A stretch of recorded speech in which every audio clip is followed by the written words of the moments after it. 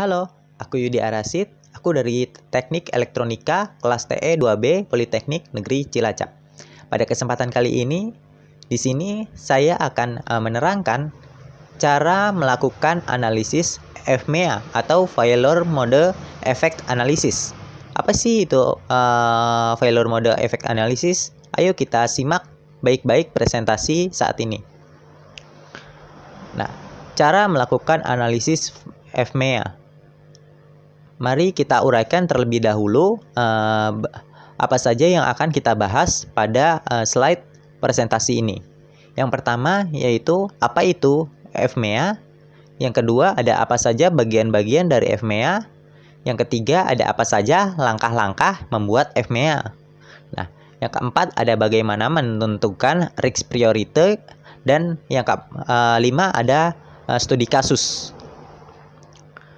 Kita lanjut ke slide berikutnya.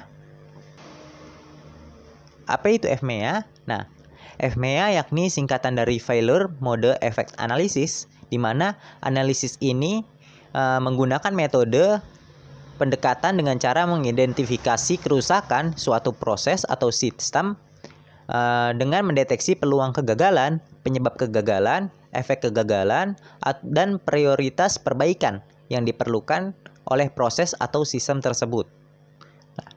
Nah, jadi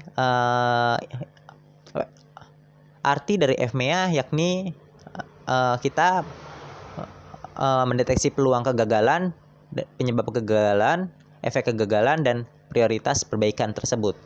Nah, lanjut ke slide berikutnya. Nah, bagian-bagian yang ada pada FMEA yakni yang pertama ada subsistem.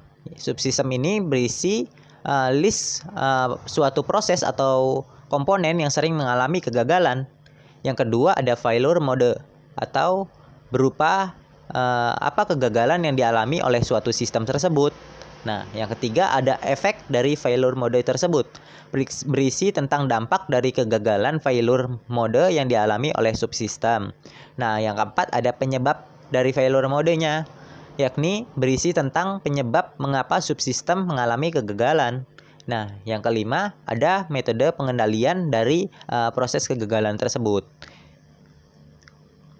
Nah, selanjutnya ada RPN, yakni Risk Priority Number, berisi tentang peringkat dari sebuah subsistem yang paling banyak mengalami kegagalan. Nah, kita lanjut ke slide berikutnya.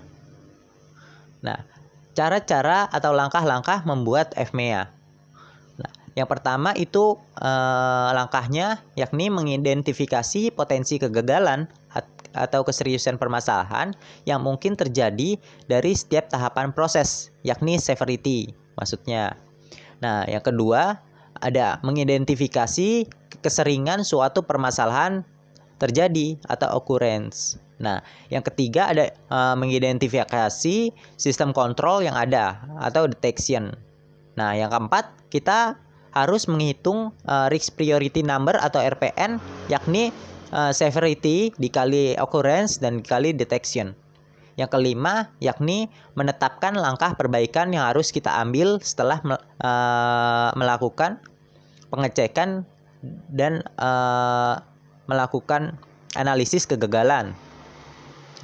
Selanjutnya pada slide berikutnya yakni bagaimana cara menentukan risk priority number tersebut. Nah, risk priority number ini output dari FMEA yakni berupa RPN. Dengan RPN kita dapat mengetahui subsistem mana yang paling banyak mengalami kegagalan dan kerusakan. Untuk menentukan RPN kita membutuhkan 3 hal, yakni severity, yakni berupa penilaian bahaya dari dampak kegagalan subsistem tersebut, seperti rating bahaya dari kebocoran pipa yang mungkin dapat mengganggu keselamatan orang lain atau hanya mengganggu proses operasi saja. Nah, di sini sudah ada sebuah table severity di mana ranking paling atas yakni ranking 10 dengan efek yang sangat berbahaya atau kegagalan ini dapat berefek pada kegagalan sistem tersebut. Lanjut masih pada risk priority number yang selanjutnya yakni occurrence. Occurrence ini berupa penilaian seringnya kegagalan subsistem tersebut terjadi, seperti seberapa sering kebocoran pipa terjadi dalam kurun waktu tersebut. Nah, di sini sudah ada tabel pada rating kejadian occurrence.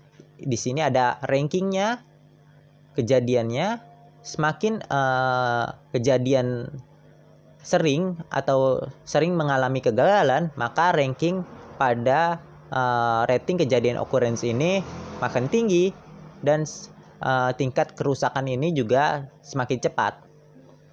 Nah, selanjutnya masih pada risk priority number, yakni hal ketiga yaitu detection.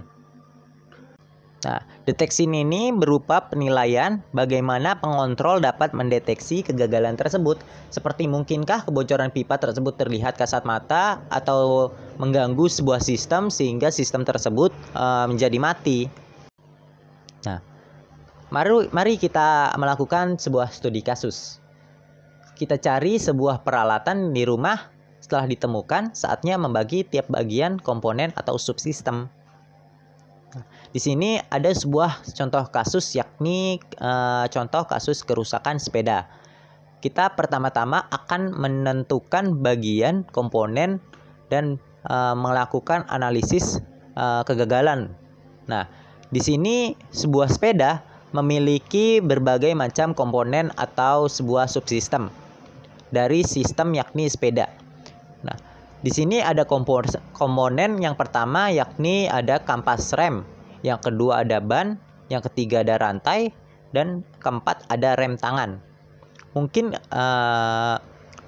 mode dari kegagalannya tersebut mungkin dari kampas rem, yakni rem yang macet atau tersumbat gitu. Nah, efek dari rem macet tersebut mungkin roda tidak akan berputar atau berhenti. Nah, penyebab dari kegagalan tersebut pasti pengguna jarang membersihkan atau merawat sepeda tersebut. Nah, untuk mengendalikannya, kita harus melakukan perawatan rutin seminggu sekali. Nah, rating dari severity ini sangat berbahaya karena kampas rem dapat memberhentikan sebuah sistem dari sistem sepeda tersebut. Nah, occurrence-nya ini seberapa sering kampas rem macet. Nah, di sini occurrence seringnya macet yaitu ranking keempat karena tidak terlalu sering namun tidak terlalu jarang. Nah, kita bisa mendeteksi lebih cepat ketika kampas rem itu macet. Maka dari itu untuk kejadian detection ini semakin rendah, namun semakin tinggi juga karena mendekati dari kita bisa melihat kampas rem tersebut melakukan kesalahan. Nah, setelah kita kali 10 kali 4 kali 4, yakni RPN-nya 160. Nah, ban juga begitu. Ban, mode kegagalannya yakni ban bocor. Nah, efek dari ban bocor tersebut mungkin jari-jari akan bengkok karena terkena batu atau tertabrak. Nah, penyebabnya yakni mungkin terkena paku atau terkena benda tajam pada roda tersebut, bannya. Nah, pengendaliannya yakni melakukan pengecekan dan pengujian kondisi ban. Nah, severity-nya ini karena kalau ban rusak itu severity-nya tinggi, dapat menghentikan sistem, makanya severity di sini rankingnya tinggi. Nah, kejadian seringnya yakni ban bocor itu jarang terlihat ya.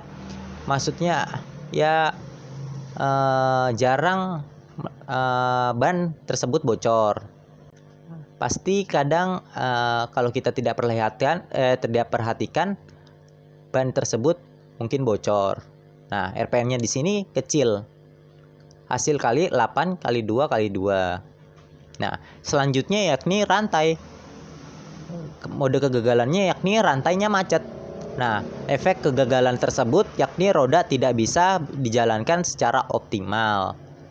Nah, penyebab dari kegagalan tersebut apa? Nah, kegagalan dari penyebab kegagalan tersebut yakni pasti jarang dibersihkan, diberikan pelumas juga. Nah, pengendaliannya yakni melakukan perawatan dan memberikan pelumas. Nah, kegagalan tersebut ini juga dapat menghentikan sebuah sistem. Maka dari itu, severity-nya ini termasuk golongan tinggi, rendah. Terus deteksinya juga mungkin tidak terlihat, maka deteksinya tinggi. Nah, RPN-nya di sini juga tinggi, hasil dari 9 kali 2 kali 5. Nah, selanjutnya ada rem tangan. Nah, rem tangan ini mode kegagalannya mungkin rem tangannya nyangkut. Nah, efek dari kegagalan tersebut sepeda mungkin tidak bisa direm. Nah, penyebab kegagalannya apa? Nah, penyebab kegagalannya yakni terkena karat sehingga merusak bagian pegas rem atau master remnya. Nah, cara pengendaliannya apa? Nah, hindari sepeda di bawah kondisi hujan. Karena hujan dapat menimbulkan karat pada sebuah logam. Nah, kita mungkin tidak rem tangan bisa kita langsung benari atau diperbaiki. Jadi severity ini tidak terlalu menghentikan sebuah sistem. Jadi peringkatnya 6. Nah, selanjutnya ada occurrence. Nah, occurrence-nya ini juga jarang terjadi, maka peringkatnya yakni 2. Deteksinya juga iya. Deteksinya kita sangat mudah terlihat deteksi kegagalan dari rem tangan itu.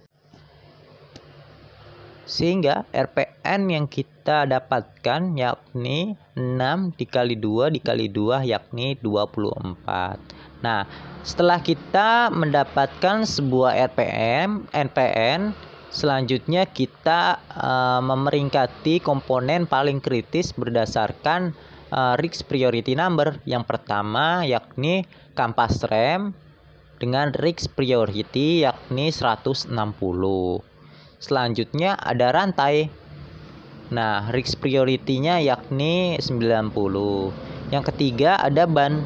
Nah, risk priority-nya yakni 32. Nah, yang keempat ada rem tangan. Risk priority-nya yakni 24. Sehingga untuk menentukan preventive maintenance atau predictive maintenance bisa didapatkan dari komponen paling kritis tersebut. Misalnya pada komponen kampas rem kita harus sering melakukan preventive maintenance seperti membersihkan bagian-bagian kampas rem tersebut. Begitu saja yang bisa saya sampaikan, kurang lebihnya mohon maaf. Wabillahi taufiq wal hidayah. Wassalamualaikum warahmatullahi wabarakatuh.